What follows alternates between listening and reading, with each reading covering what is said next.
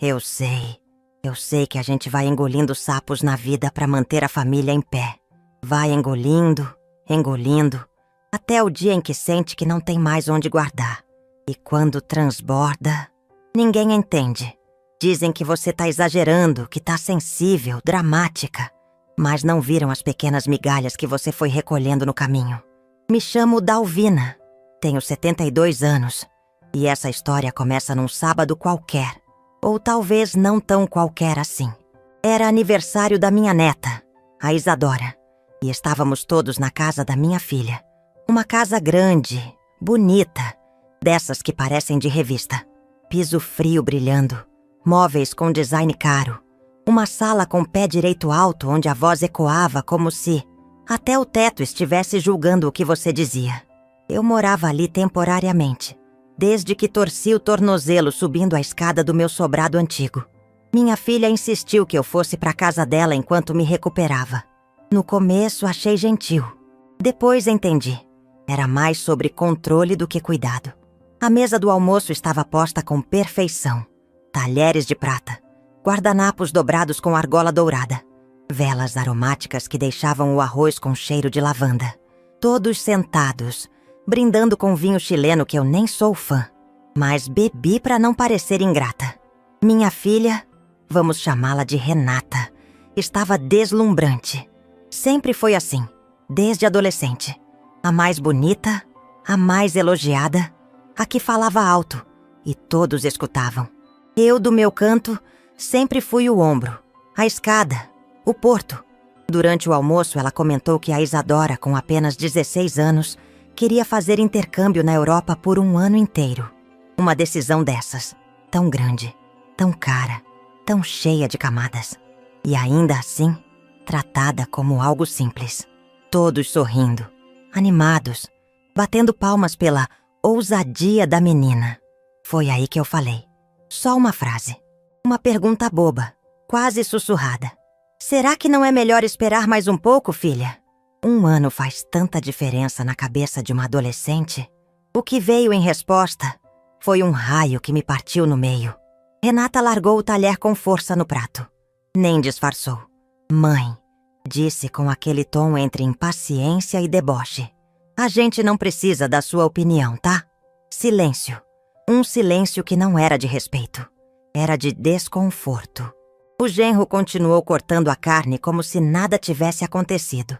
A Isadora abaixou os olhos e fingiu ver algo interessante no celular. E eu fiquei ali, com um sorriso congelado no rosto, segurando a taça como se ela fosse me dar apoio. Respirei fundo. Dei uma risadinha forçada. Disse qualquer coisa sobre o vinho estar forte. E continuei comendo. Mas dentro de mim, um copo estilhaçou. Um copo que já tinha trincado antes. Só que dessa vez, ninguém varreu os cacos. À noite fui dormir no quartinho dos fundos. O quarto de hóspedes, como ela chamava. Mas que mais parecia um depósito transformado às pressas. Tinha cheiro de mofo. E o abajur piscava. Deitei devagar, com a perna ainda dolorida. E fiquei olhando o teto. Lembrei de quando a Renata era pequena. E tinha medo do escuro. Ela me chamava 3, 4 vezes por noite. E eu ia, mesmo exausta, mesmo chorando de cansaço. Eu ia, e agora ali estava eu. Velha, invisível, sozinha, com medo do silêncio. Na manhã seguinte acordei cedo, antes de todos. Vesti minha roupa simples, ajeitei a mala de rodinhas com um zíper que enroscava e deixei um bilhete curto em cima da bancada de mármore. Obrigada por tudo. Estou indo para casa. Nem bati porta, nem fechei com força. Apenas saí. E pela primeira vez, ninguém me chamou de volta. O trajeto de volta para o meu sobrado foi curto, mas parecia uma travessia. Entrei no portão de ferro com tinta descascando, subi os 3 degraus com cuidado e encostei a mala no canto. A casa estava do jeito que deixei, silenciosa, com cheiro de livro velho e lavanda de verdade, a que eu mesma plantei. Sentei na poltrona perto da janela, aquela que range quando a gente deita, e fiquei ali, apenas fiquei. Um café ralo na mão, uma lágrima teimosa no rosto e um pensamento que latejava. Em que momento eu deixei de existir como pessoa para virar só uma mãe funcional? Revirei as gavetas. Peguei uma caixa onde guardava documentos antigos. E ali estava ele, o testamento que tinha feito anos atrás, quando meu marido partiu, e deixei tudo organizado para evitar confusão. O nome da Renata estava lá, a herança dela bem dividida. Tudo certinho. Foi então que tomei a decisão que mudaria tudo. Peguei o telefone e liguei para o Dr. Elias, meu advogado de confiança, há mais de 2 décadas. Ele atendeu com a mesma voz pausada de sempre. Dona Dalvina, quanto tempo? Tudo bem? Eu respirei fundo e respondi com uma firmeza que nem eu sabia que tinha. Elias, preciso alterar meu testamento. Ele ficou em silêncio por 2 segundos. Claro. Algum motivo em especial? Não, apenas maturidade e um pouco de lucidez. Marcamos para a semana seguinte. E ali, naquela poltrona, com o sol da manhã batendo no meu rosto e a dor ainda latejando na perna, eu senti que algo dentro de mim começava, enfim, a acordar. Essa história, veja bem, não é sobre dinheiro, nem sobre vingança. É sobre ser ouvida depois de décadas, sendo só o pano de fundo da vida de alguém. Aquela frase, a gente não precisa da sua opinião, me mostrou que eu não era mais mãe. Eu era uma sombra, um peso, um eco inconveniente. Mas naquela manhã, com a caneta na mão e o papel em branco diante de mim, eu comecei a escrever minha saída. Não uma fuga, mas uma libertação. Porque às vezes, minha filha, o silêncio de uma mãe é a última coisa que você deveria subestimar. Às vezes, a gente não percebe o quanto está se apagando, até que sobra só o vulto. E o mais curioso é que não dói de uma vez. Dói em prestações. Dói no gesto que não é notado, na palavra que não é ouvida, no carinho que não é retribuído. É como se a gente virasse mobília. Está ali, serve a todos, mas ninguém pergunta como está. Depois daquele almoço, depois da frase, depois da mala puxando no asfalto, eu comecei a lembrar. E lembrar é perigoso. Porque a memória, quando acorda ferida, arrasta junto tudo o que ficou escondido sob o tapete da rotina. A primeira coisa que me veio foi o dia em que a Renata nasceu. Era uma madrugada chuvosa, e eu ainda nem tinha completado 21 anos. O pai dela, seu Genilson, estava trabalhando numa obra fora da cidade, e eu fui sozinha para o hospital, com uma bolsa plástica nas mãos e o medo latejando no peito. Lembro da enfermeira dizendo que era uma menina. Lembro do primeiro choro. E lembro, com nitidez quase cruel, da sensação de que ali começava uma nova vida. Não a dela, a minha. A partir daquele dia, tudo passou a ser sobre a Renata. Meus horários, minhas escolhas, meus sonhos. Eu abri mão de estudar enfermagem porque os turnos eram longos demais e não teria com quem deixá-la. Virei auxiliar de cozinha numa escola municipal. Trabalhava das 6 da manhã às 2 da tarde. Chegava em casa e ainda fazia faxina, comida e, quando dava, um crochê para vender na feira. Genilson ficou até os 3 anos dela. Depois, partiu. Deixou um bilhete e um salário pela metade. Nunca mais voltou. A pensão vinha capenga, mas nunca deixei faltar comida na mesa. Nem abraço. Renata cresceu em um mundo pequeno, mas cheio de amor. Fazia festinhas no quintal com bexigas murchas e bolo simples, mas tudo era feito por mim, com um tipo de alegria que só quem já varreu o chão chorando conhece. Comprei a primeira bicicleta dela em 12 vezes. Dormi várias noites no chão para ela poder ter a cama boa quando ficou com bronquite. E mesmo assim, desde pequena, ela tinha uma postura distante. Sempre foi orgulhosa, prática, dona de si. Eu a admirava, mas também temia. Tinha medo de que ela crescesse sem entender o valor do afeto. Lembro de um episódio quando ela tinha uns 14 anos. Tínhamos brigado porque ela queria ir a uma festa e eu não tinha dinheiro para comprar a roupa que ela queria. Ela passou 3 dias sem me dirigir a palavra. Eu, culpada, vendi meu único anel de formatura do antigo curso técnico e comprei o vestido. Quando entreguei, ela sorriu. Mas nunca perguntou de onde veio o dinheiro. Nunca perguntou se eu estava bem. Quando ela passou no vestibular, chorei de orgulho. Era a primeira da família a entrar numa faculdade. Fui com ela comprar os livros usados. Ajudei na mudança para a República Estudantil. E quando ela precisou de ajuda com o aluguel, lá estava eu, cortando a própria feira para mandar R$ 50 a mais. Ela se formou, virou administradora, casou-se com um rapaz educado, o Tiago, que sempre me tratou com polidez, mas nunca com intimidade. E aí veio a Isadora, minha neta. Uma bênção, uma luz, um novo recomeço. Só que junto com a maternidade da Renata, veio também uma espécie de distância mais cruel. Ela parecia se esforçar para não repetir os erros que achava que cometi. E nesse esforço me colocava como exemplo do que não se deve ser. Lembro de um Natal, uns 10 anos atrás. Fui até a casa deles com uma cesta cheia de doces feitos por mim. Bolachinhas de gengibre, pão de mel, cocada. Tudo com aquele carinho que só as mãos enrugadas sabem dar. Quando entreguei, ela sorriu e disse: "Ai, mãe, a gente tá evitando açúcar aqui, sabe? Mas obrigada." Colocou a cesta em cima da geladeira. Eu fui embora com um gosto amargo na boca que nem toda cocada do mundo apagaria. Anos depois, ela e o Tiago decidiram comprar um apartamento maior.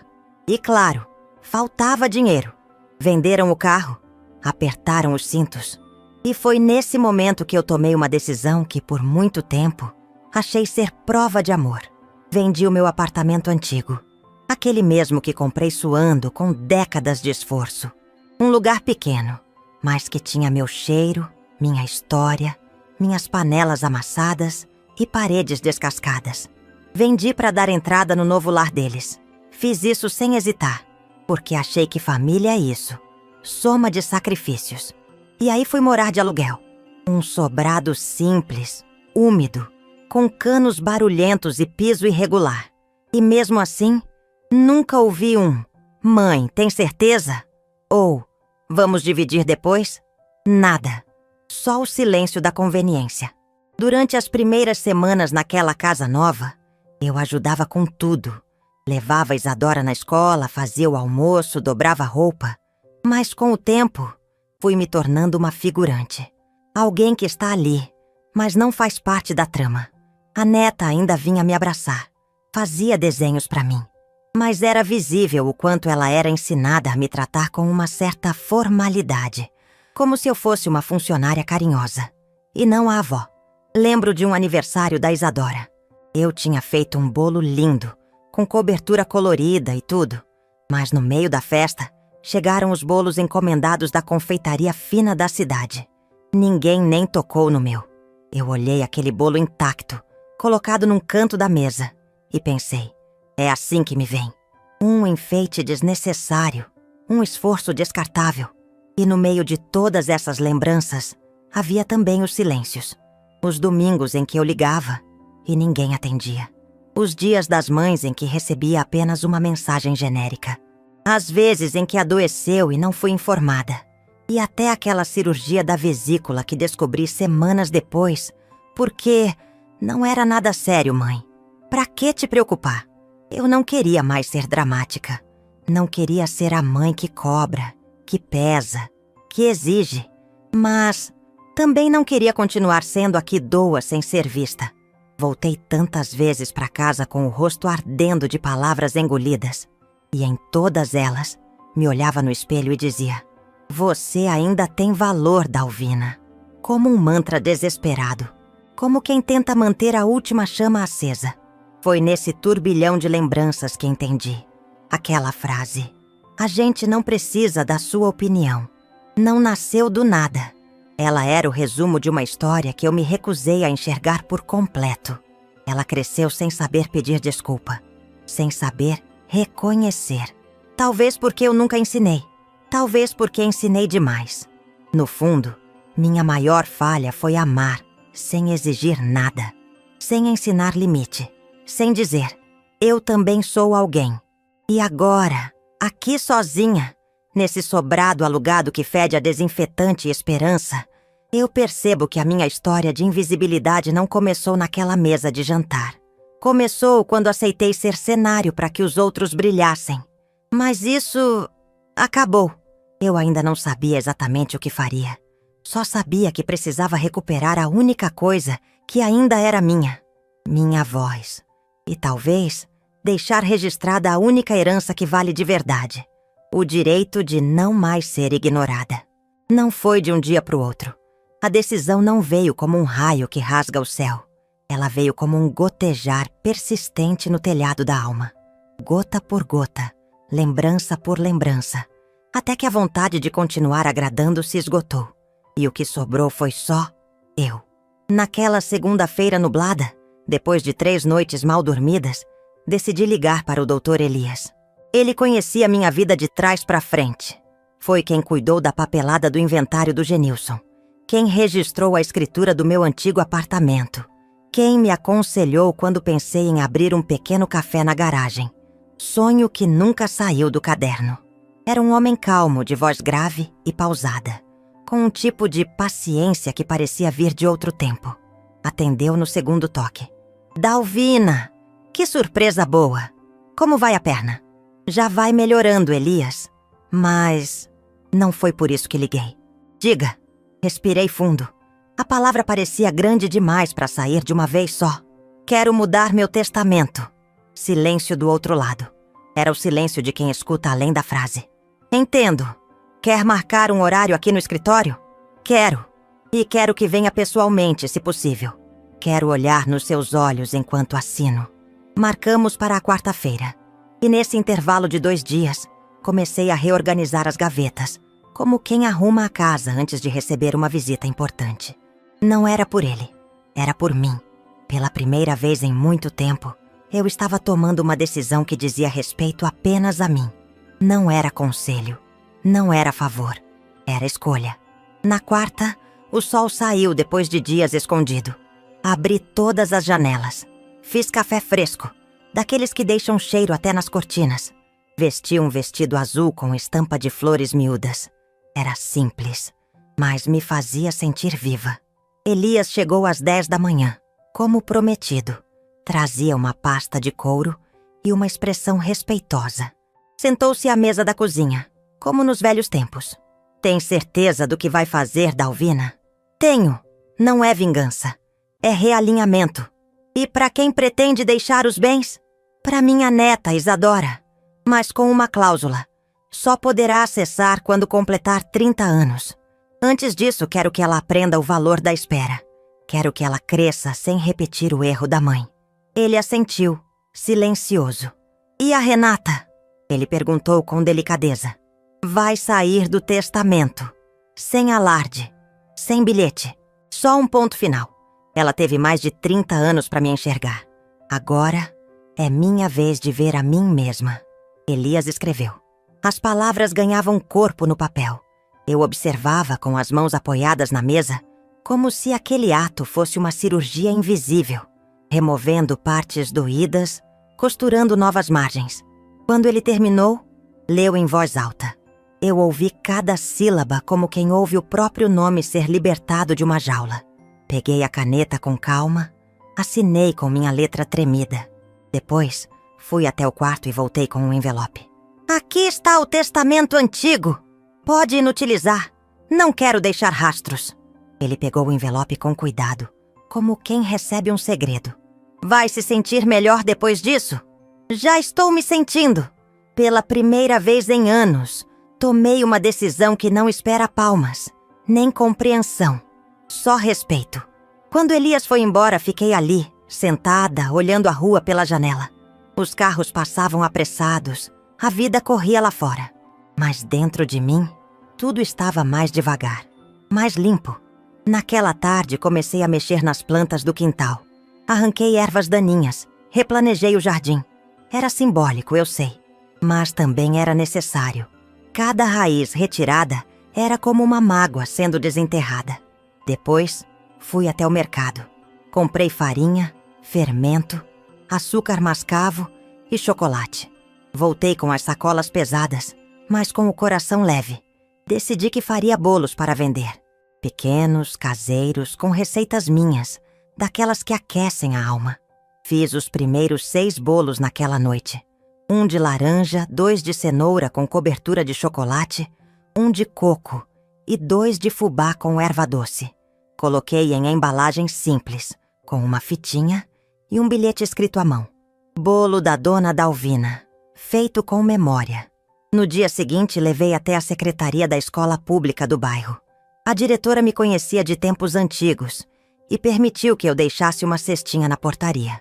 Em menos de 2 horas, venderam tudo. Voltei para casa com 84.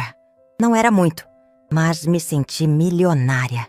Era dinheiro meu, não dado, nem pedido. Era fruto da minha mão, do meu tempo, da minha história. Com o passar das semanas, fui ganhando clientela. Crianças deixavam bilhetinhos dizendo que o bolo da vovó Dalvina era o melhor do mundo. Algumas mães pediam encomendas para o fim de semana. Eu, aos 72, renascia com cheiro de forno e sabor de infância. Às tardes comecei a escrever. Pegava folhas de caderno e redigia cartas que nunca seriam enviadas. Cartas para mim mesma, pro meu eu de 30 anos atrás. Dizia coisas como: você não errou por amar demais, errou por não se amar também. Ou, nem tudo que você deu foi desperdiçado, mas agora... Chega! Escrever me curava.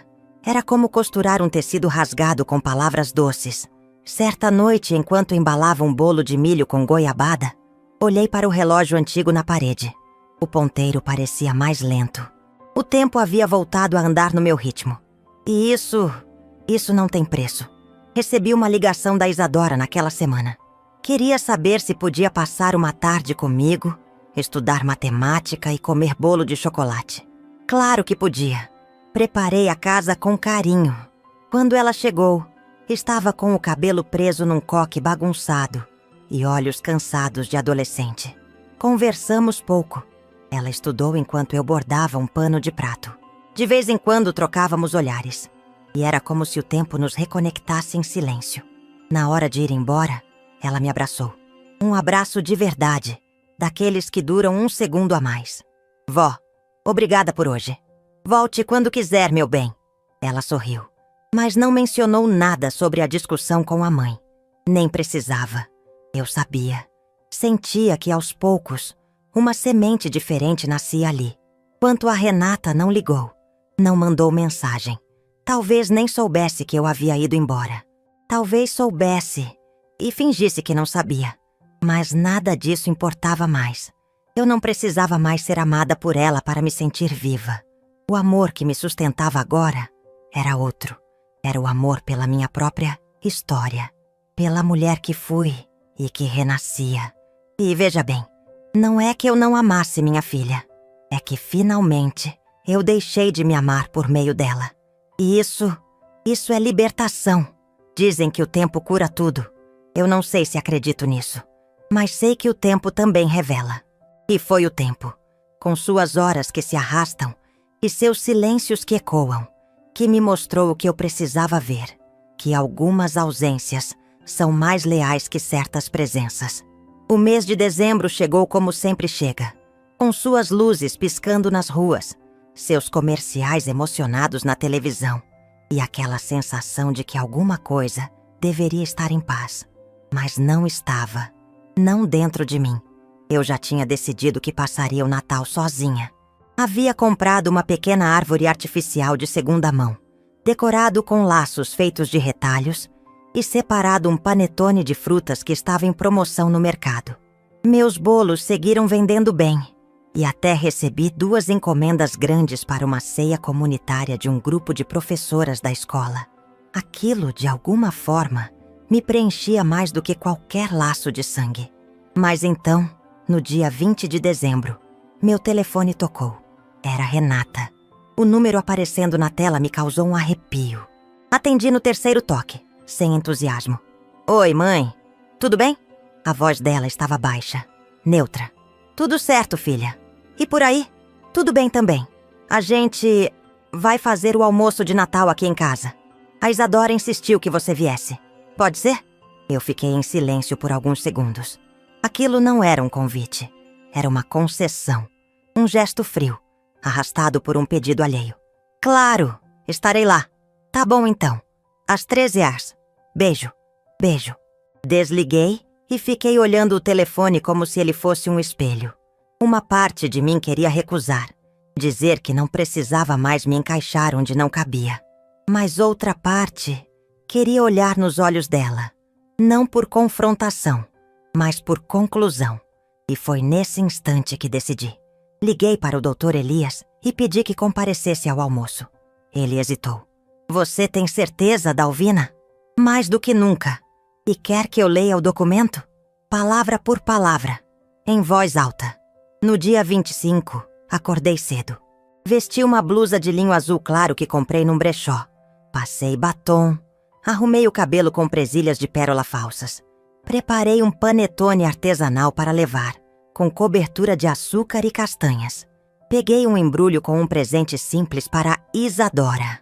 Um livro que eu adorava na juventude, com uma dedicatória escrita à mão.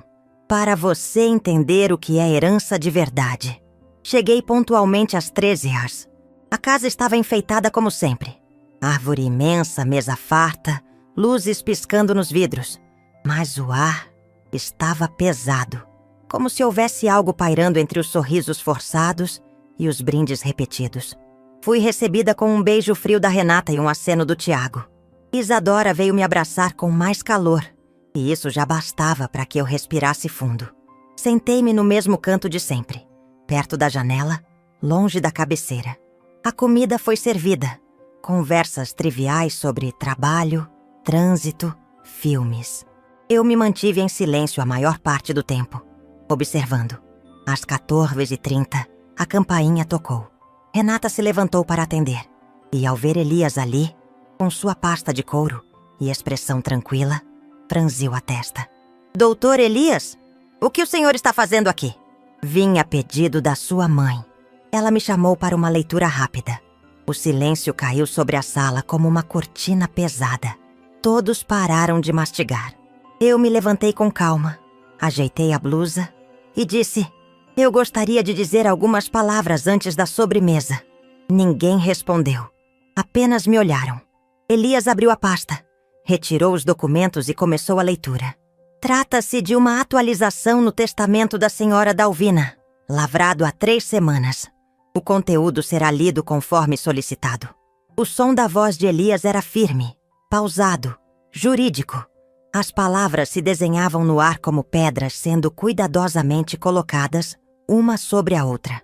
Declaro para todos os efeitos legais que minha única herdeira será minha neta, Isadora, a quem confio não apenas os bens materiais, mas a continuidade daquilo que é digno e verdadeiro em minha história. A liberação dos bens ocorrerá integralmente apenas após a mesma completar 30 anos de idade, mediante avaliação jurídica de responsabilidade. Retiro do presente testamento o nome da minha filha, Renata, por razões pessoais e emocionais que não cabem neste documento, mas que carrego comigo com pesar e clareza. Renata arregalou os olhos. O garfo caiu de sua mão e tocou o prato com um som seco. Mãe, o que é isso? Ela perguntou, a voz trêmula. Eu a encarei com serenidade. É apenas uma formalidade, um documento. Nada além disso.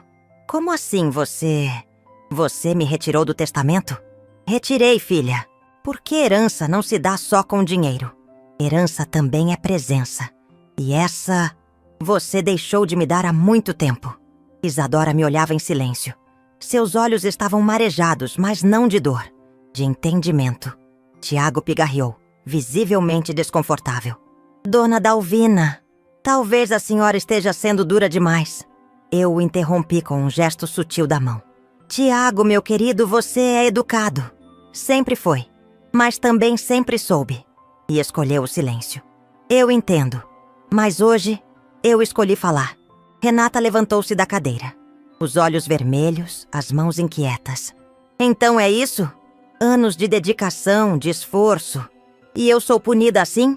Você não está sendo punida, Renata. Está apenas colhendo o que plantou. Eu te amei até o último canto da minha alma. E por muito tempo, Aceitei ser ignorada em troca de migalhas de afeto. Mas eu não quero mais isso. Não para mim. E não quero deixar isso como legado para sua filha. Ela não respondeu. Apenas sentou-se, derrotada. O orgulho lutava contra as lágrimas. Mas naquele momento, o silêncio dela falou mais do que qualquer grito. Elias guardou os documentos, se despediu com um leve aceno e foi embora. Eu permaneci ali, em pé, com o coração leve. A sobremesa foi servida. Um pavê sem graça que ninguém tocou. Isadora veio até mim, segurou minha mão e disse baixinho: "Obrigada, avó, por ser quem é." Eu sorri e disse apenas: "Quando você crescer, vai entender. E quem sabe, vai escolher diferente." Naquela noite, deixei a casa sem peso. Caminhei até o portão sem esperar que ninguém me acompanhasse. Entrei no meu carro usado, liguei o rádio em uma estação antiga e deixei que a brisa da noite lavasse o rosto. Não chorei, porque aquele dia não foi um fim, foi um reinício. E o que eu recuperei naquele almoço não foi uma herança, foi minha voz. Tem gente que acha que recomeçar é voltar ao ponto de partida. Mas eu aprendi, com tempo e silêncio, que recomeçar é aceitar que certos pontos não têm volta e que tudo bem seguir em linha reta, mesmo sem mapa. Depois daquele almoço de Natal, a vida ficou mais quieta. Não triste, apenas silenciosa. E o silêncio, para quem passou uma existência tentando preencher o espaço com agrados, é um tipo de liberdade que assusta no começo.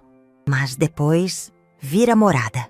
Voltei para casa no mesmo dia, pendurei minha roupa com calma, tirei o batom com algodão e olhei meu rosto no espelho. Não vi uma senhora cansada. Vi uma mulher viva, com história, com escolhas. Na manhã seguinte, acordei cedo como sempre. O corpo tem seus hábitos, mesmo quando o coração já mudou de lugar. Fui para a cozinha, preparei café forte, amassei bananas maduras e comecei mais uma fornada de bolos. Fazer bolo, para mim, sempre foi mais do que cozinhar. Era como bordar memórias com açúcar. Cada receita carregava um pedaço do que eu vivi. O de fubá lembrava minha mãe, que me ensinou a cozinhar sem receita, só com o olho e o paladar. O de cenoura com cobertura me lembrava a Renata pequena, com o rosto sujo de chocolate. O de laranja, esse era só meu. Do tempo em que sonhava abrir uma cafeteria com mesinhas na calçada. Enquanto os bolos estavam no forno, fui até a prateleira da sala e peguei uma caixa de papelão onde guardava minhas cartas. Não eram cartas enviadas nem recebidas. Eram minhas conversas comigo mesma, escritas durante tardes solitárias, em folhas de caderno recicladas, com caneta azul e letra caprichada. Abri uma delas, datada de 2 meses antes. Querida Dalvina, se hoje você está triste, não se culpe. Você não é fraca. Está apenas cansada de ser forte por tanto tempo sem plateia. Chore, mas depois se levante. Faça seu bolo, regue suas plantas, escreva mais uma carta. Isso já é resistência. Li aquilo com um sorriso. Dobrei de novo e guardei. Depois, sentei a máquina de costura antiga que herdei da minha avó. Peguei um pano de prato branco, costurei uma barra florida e bordei uma frase com linha vermelha. Quem me ensinou a ser invisível, me ensinou sem querer a me ver. Comecei a vender esses panos junto com os bolos e, curiosamente, eles passaram a fazer sucesso. As professoras da escola passaram a encomendar não só os bolos, mas também os bordados. Diziam que cada frase parecia um afago. Uma delas me disse: "Dona Dalvina, a senhora não tem ideia do quanto essas palavras tocam a gente." E eu respondi: "Talvez porque eu as escrevi quando mais precisava ser tocada." Com o dinheiro que comecei a juntar, reformei o banheiro do sobrado. Depois troquei o filtro da caixa d'água, comprei uma chaleira nova e, por fim, encomendei uma placa de madeira com uma frase pintada à mão. "Aqui mora quem decidiu ficar com quem sempre esteve. Ela mesma." Preguei essa placa na porta da frente. Não porque alguém viria ler, mas porque eu merecia chegar em casa e lembrar disso todos os dias. Isadora começou a me visitar com mais frequência. Sempre sozinha. Chegava sem avisar, com um caderno na mão e vontade de conversar. Em uma dessas visitas me perguntou: Vó, por que a senhora tirou a mamãe do testamento? Respirei fundo. Não menti. Porque amar não é se anular, Isa. E eu me anulei por muitos anos. Quis que sua mãe me amasse do jeito que eu precisava. E ela só soube me amar do jeito dela. Ou talvez nem soube. Mas eu cansei de implorar por algo que deveria vir sem pedido. Ela pensou um pouco. Depois respondeu: Eu acho que entendi. E eu completei: Não é sobre castigar. É sobre não deixar que o silêncio dos outros vire a nossa identidade. Ela assentiu. Naquela tarde, me ajudou a enrolar bolos no plástico filme. Organizou os panos bordados e me abraçou antes de ir. Vó, posso ficar com um desses panos para mim? Claro! Escolha o que quiser. Ela escolheu um azul, que dizia: Não sou amargura. Sou limite. Sorri por dentro. Ela estava entendendo. No fim daquele mês, recebi uma ligação da Associação de Mulheres do bairro.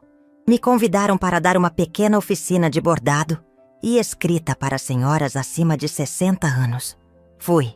Levei minha máquina antiga, meus panos, minhas frases, minhas dores costuradas. Naquela sala cheia de cabelos brancos e olhos marcados pelo tempo, senti que não era só eu. Havia tantas Dalvinas ali. Mulheres que deram tudo, que abriram mão de si, que se calaram para manter a paz e que agora buscavam reencontrar a própria voz. Uma delas disse: Eu me aposentei e percebi que nunca soube quem eu era sem meus filhos. Outra completou: Eu nunca escolhi minha comida preferida. Sempre comia o que sobrava. Choramos, rimos, bordamos juntas. E eu saí dali com a certeza de que a herança mais urgente é a de si mesma. Na volta para casa, o céu estava alaranjado. O vento brincava com os galhos da amendoeira da esquina. E eu, ali, de chinelos gastos e alma inteira, pensei: foi preciso perder o papel de mãe perfeita para reencontrar a mulher que sempre esteve aqui. A vida, depois que a gente se encontra, deixa de ser espera, passa a ser presença. E foi isso que eu descobri aos 72 anos. Não em terapias longas, nem em cartas emocionadas da minha filha, porque essas nunca vieram, mas no simples cheiro de bolo assando, no som de uma máquina de costura vibrando de novo e no calor silencioso de se pertencer. A Renata nunca me ligou depois daquele almoço. Nenhuma mensagem, nenhuma explicação. E eu não cobrei. Pela primeira vez, não esperei. Porque a pior solidão não é estar só. É viver esperando de quem não tem mais para dar. Em vez disso, segui, com passos firmes, mesmo que lentos. Fiz pequenas mudanças na casa. Pintei a parede da sala de um amarelo claro. Comprei um ventilador novo. Mudei os móveis de lugar. Não porque precisava, mas porque merecia. Mereço olhar em volta e ver coisas que fui eu quem escolheu. Na cozinha, pendurei uma moldura com 3 frases que bordei nos últimos meses. Elas me resumem melhor do que qualquer biografia. 1. Eu não fui esquecida. Fui descoberta tarde demais. 2. Amar sem se perder é a mais bonita das rebeldias. 3. Se um dia não me chamarem, eu irei assim mesmo, em mim. Essas palavras são meu espelho. E foi também nesse tempo de reencontro que conheci Dona Ruth, uma senhora de 78 anos, viúva, que veio comprar panos de prato para doar em uma ação social da igreja. Começamos a conversar ali mesmo, na calçada. Descobrimos que morávamos perto. Uma semana depois, ela apareceu com um bolo de mandioca e uma garrafa de chá. Virou hábito. Toda quinta-feira, ela passava aqui. A gente trocava receitas, memórias e silêncios confortáveis.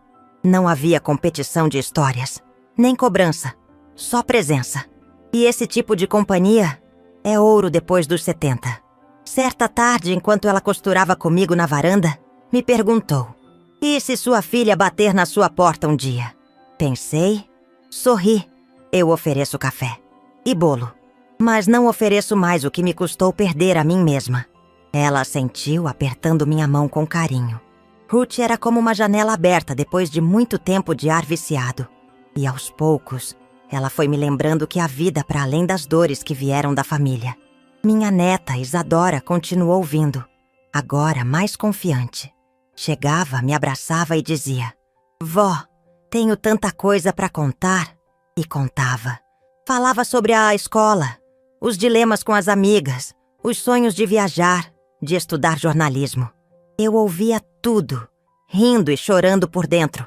Ela era viva, era intensa. Era tudo o que eu desejei para mim mesma quando tinha sua idade. E achava que cuidar dos outros era o mesmo que se realizar. Num desses encontros, ela trouxe um envelope.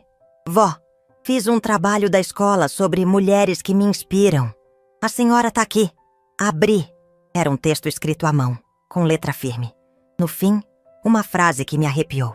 Minha avó me ensinou que dignidade é o maior tipo de herança e que amar não significa se calar. Chorei, sem vergonha, sem contenção. Porque era isso. Era exatamente isso. Eu não tinha vencido um embate. Tinha plantado uma nova semente. Os meses passaram e numa manhã de março, recebi um envelope timbrado do cartório. Era a confirmação final do registro do testamento. Guardei na gaveta de documentos, mas antes escrevi à mão, na primeira página. Este papel não fala sobre o que deixei para trás. Fala sobre o que escolhi preservar. E sabe o que escolhi preservar? Minha voz, meu espaço, minha paz. Naquela mesma semana fui convidada a participar de um programa de rádio comunitária para falar sobre envelhecer com autonomia. Nunca imaginei que um dia falaria num microfone. Mas fui. Levei uma cestinha de bolos, meus panos bordados e minhas frases. Falei com a voz trêmula no começo. Mas depois, soltei. Contei minha história sem floreios, sem nomes, só verdades. Às vezes a gente é apagada aos poucos, pelas pessoas que mais deviam nos iluminar. Mas existe um dia em que a gente acorda. E quando isso acontece, não tem mais volta. Porque o amor próprio não desama. Foi aplaudido. Recebi cartas, convites, abraços. Mas o mais bonito foi no dia seguinte, quando uma senhora me parou na rua e disse: Dona Dalvina, ontem fui dormir mais forte por sua causa. Sorri, porque ali estava a minha nova missão. Não provar que eu valia, mas ajudar outras a lembrarem que elas sempre valeram. No aniversário de 73 anos, fiz uma pequena reunião no quintal. Convidei Ruth, as senhoras da oficina, a professora da escola e, claro, minha neta. Renata não foi convidada. E não porque eu não a perdoei, mas porque percebi que nem todo laço precisa ser reatado para que a gente fique em paz. Alguns vínculos só servem para ensinar até onde a gente pode ir, sem se perder. Na festa, ganhei um quadro feito à mão pela Isadora com a frase: A mulher que me ensinou a nunca implorar por espaço. Coloquei na parede da sala, ao lado do meu bordado preferido. E naquela noite, quando todos foram embora, sentei na varanda com uma fatia de bolo e olhei para o céu. Havia estrelas demais para um quintal tão pequeno. E foi então que percebi. Minha vida, apesar de tudo, sempre coube inteira dentro de mim. Só faltava espaço para respirar. E agora, respiro. Não espero mais ligações. Não conto mais datas. Não me preocupo com o que vão dizer. Minha história não cabe num testamento, nem numa ceia de Natal. Ela cabe no gesto simples de continuar bordando o próprio nome, onde antes só havia silêncio. E se alguém, um dia, me perguntar o que deixei para os outros, vou dizer: deixei minha ausência, onde antes havia presença forçada. Deixei panos de prato com frases que valem mais que ouro. E deixei, sobretudo, o exemplo de que é possível recomeçar. Aos 72, se essa história tocou seu coração, deixe seu like, se inscreva no canal e comente aqui embaixo. Sua mensagem pode iluminar o dia de alguém.